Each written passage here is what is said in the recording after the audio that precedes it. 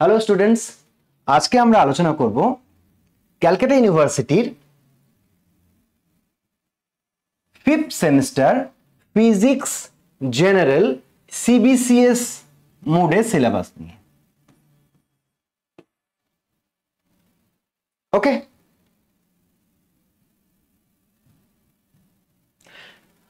আমরা DSC A1 আর DSC A2 দুটো আছে। ডিএসসি A1 এ অ্যানালগ ইলেকট্রনিক্স আর ডিএসসি A2 তে আছে মডার্ন ফিজিক্স। তো আমরা অ্যানালগ ইলেকট্রনিক্সটা নিয়ে আলোচনা করছি আজকে, এবং এরপর মার্কস ডিস্ট্রিবিউশন নিয়েও দু একটা কথা বলবো। সিলেবাসের শুরুতেই দেখছি আমরা এখানে আছে circuits and network.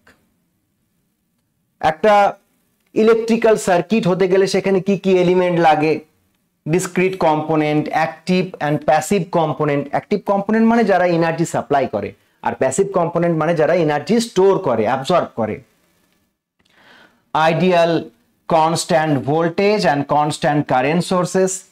Network theorem. Network থিওরামের এখানে আমাদের কয়েকটা থিওরাম আছে: Thevenin theorem, Norton theorem, superposition theorem, reciprocity theorem and maximum power transfer theorem. আর এই কটা অ্যাপ্লিকেশনস টু ডিসি সার্কিটস। এখানকার মধ্যে খুব ইম্পর্টেন্ট যদি বলি আমি, তাহলে এই অ্যাক্টিভ, প্যাসিভ বা ideal constant voltage source, constant current source থেকে দু একটা প্রশ্ন দিয়ে দেয়। আর দিয়ে দেয় এখানে থেভেনিন আর নর্টন, এই দুটো বেশি ইম্পর্টেন্ট। থেভেনিন আর নর্টনের ক্ষেত্রে এদের একটা সার্কিট দিয়ে দেবে, দিয়ে বলবে এর ইকুইভ্যালেন্ট থেভেনিন সার্কিট ড্র করো বা ইকুইভ্যালেন্ট নর্টন সার্কিট ড্র করো। দুটোর ক্ষেত্রেই আমাকে ইকুইভ্যালেন্ট রেজিস্ট্যান্স আগে বের করতে হবে।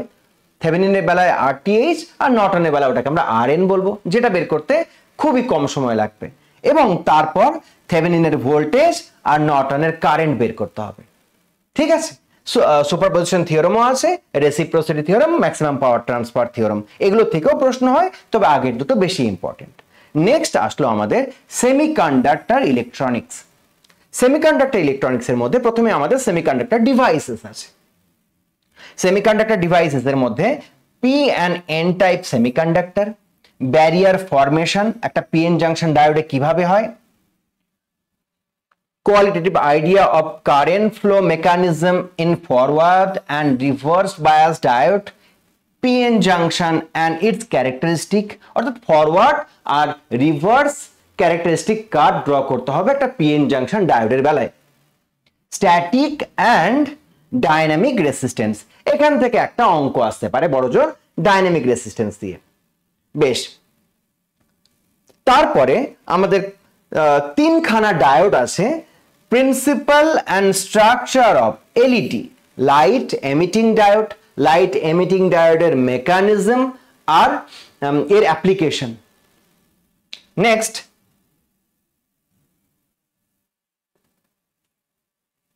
Photodiode, solar sell.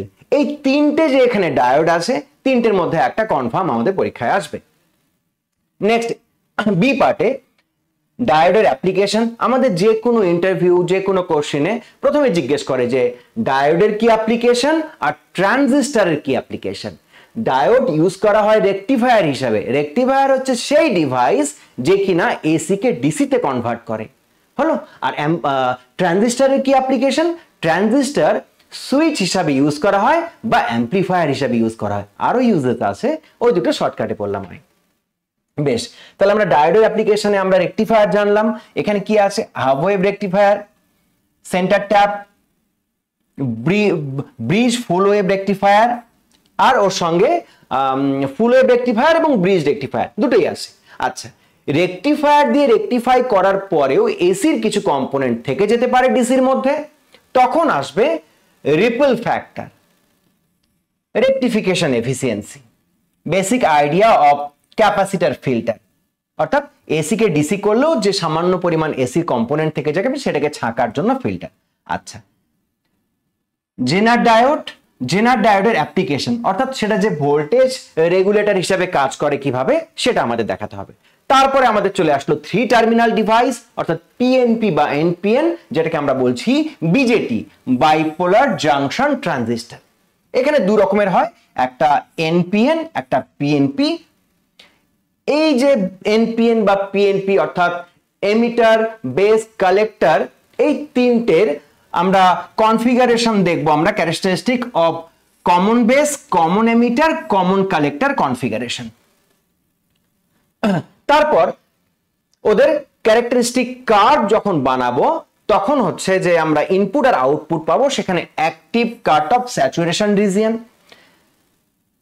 ট্রানজিস্টরের current gain alpha beta, alpha বিটার মধ্যে relation, load line analysis of transistor, DC load line, Q point, অর্থাৎ একটা ট্রানজিস্টরকে আমরা কোন রিজিয়নে আর কি পারপাসে ইউজ করব, ওর জন্য আমাদের এই ডিসি লোড লাইন বানাতে হবে আর ওখানে আমাদের কিউ পয়েন্ট চুজ করতে হবে।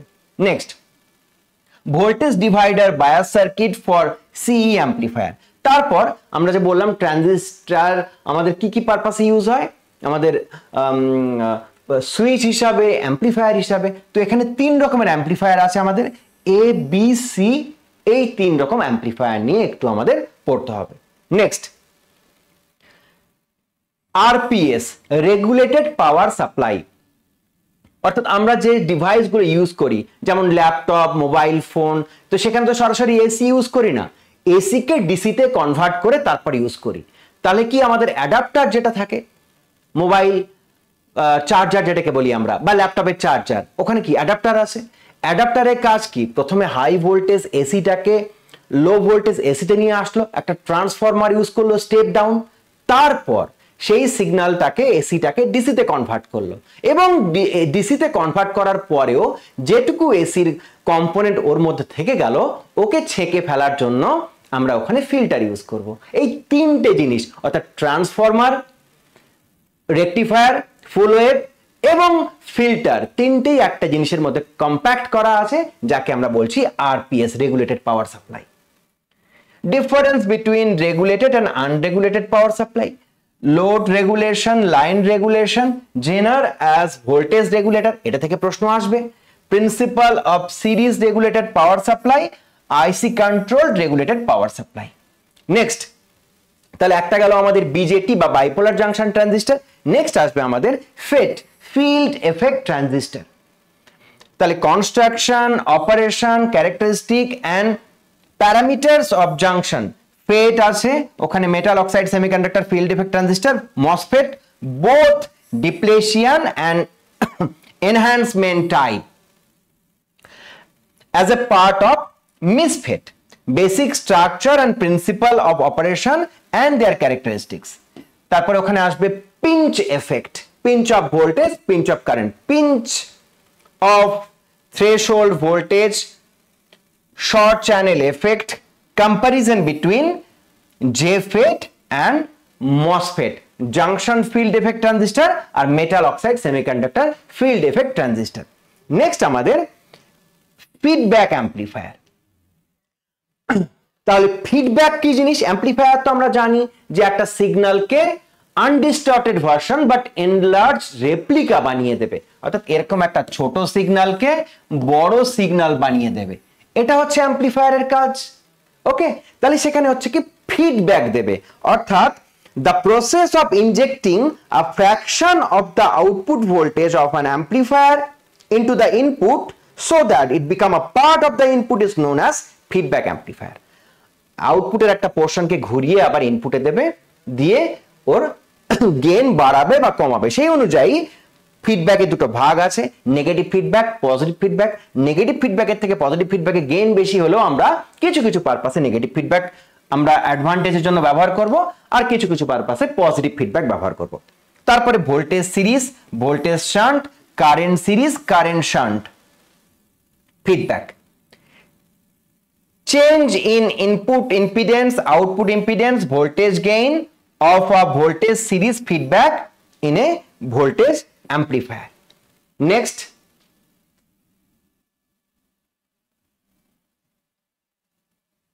এবার হচ্ছে অপারেশনাল অ্যাম্পলিফায়ার, যাকে আমরা সংক্ষেপে বলি অপ অ্যাম্প। তাহলে অপ অ্যাম্পের ক্যারেক্টারিস্টিক পড়তে হবে আমাদের, ক্যারেক্টারিস্টিক্স অফ আইডিয়াল অপ অ্যাম্প, প্র্যাকটিক্যাল অপ অ্যাম্প এবং অপ অ্যাম্পের একটা পার্টিকুলার আইসি 741, এটাই আমাদের সিলেবাসে আছে, এর স্ট্রাকচারটা আমরা পড়বো। এর open loop gain, close loop gain, CMRR ratio, common mode rejection ratio, এটা পরীক্ষায় আসবে। Concept of virtual ground, application of op amps.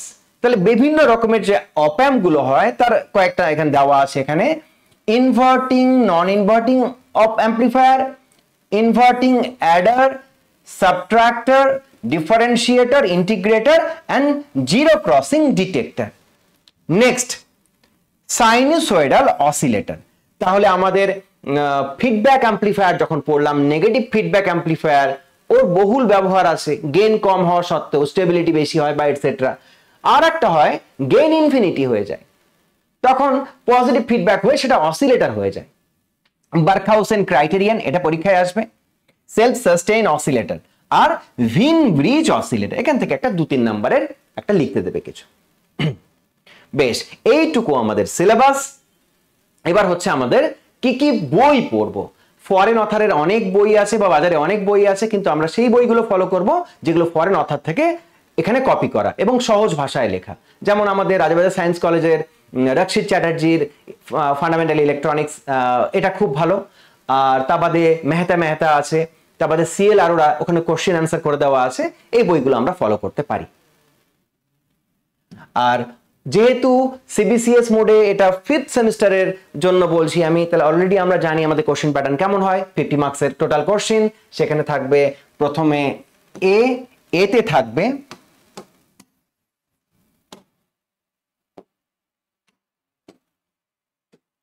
7খানা প্রশ্ন, A B C D E F G, 1 2 3 4 5 6 7।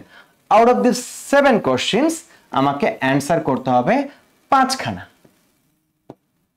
প্রত্যেকটা প্রশ্নের জন্য থাকবে 2 মার্কস, 10 মার্কস হয়ে গেল। সেকশন বি, এটা মাস্ট করতে হবে।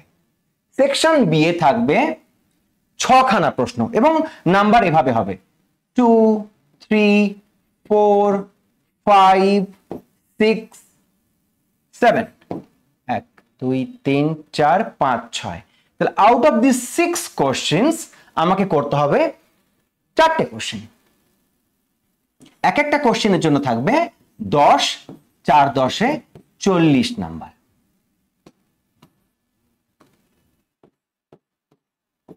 ওকে, তাহলে এক একটা, যেমন দুইয়ের একটাই বড় 10 নম্বরের প্রশ্ন হবে না। 2 থাকবে এবিসিডি, 3 থাকবে এবিসিডি, 4 থাকবে এবিসিডি, 5 এবিসিডি, এইভাবে করে থাকবে।